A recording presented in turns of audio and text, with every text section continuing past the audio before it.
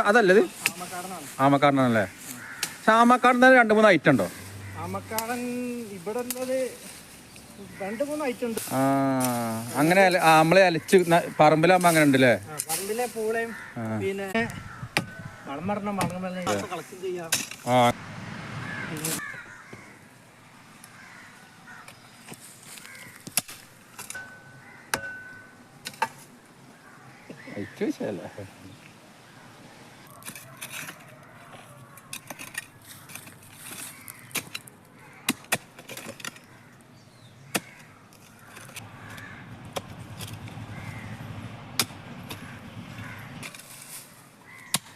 ഞാൻ ഇഷ്ടമാണ് വരുള്ളൂ. ഏകദേശം ആയില്ല കേട്ടോ.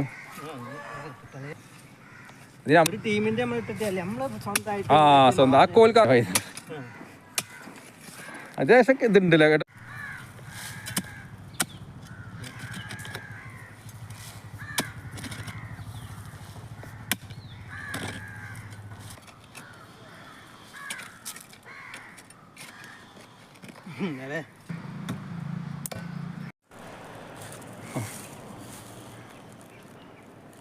ആഹാ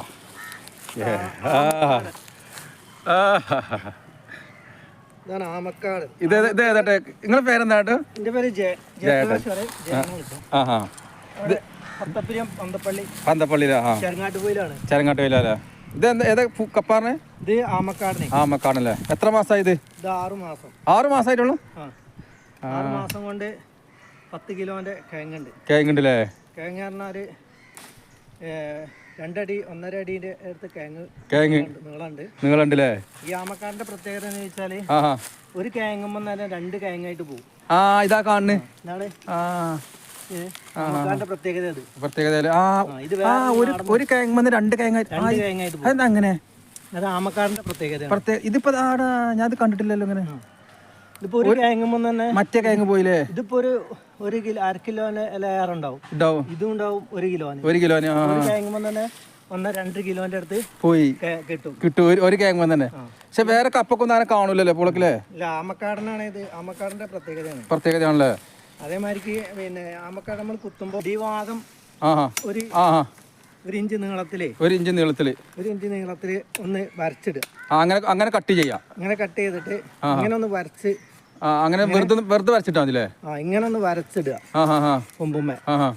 അപ്പൊ ഇനി ഇവിടുന്ന് കുത്തുമ്പോ ഇവിടുന്ന് ഇങ്ങോട്ടും വേരിറങ്ങും. ഇതിന്റെ മേലിന്ന് അങ്ങോട്ട് ഇത്ര നീളത്തില് മണ്ണ് വരണം. ഇത് താഴത്തേക്കും കിഴങ്ങുണ്ടാവും. അതിന്റെ മേലെ ഈ വരച്ച അങ്ങോട്ട്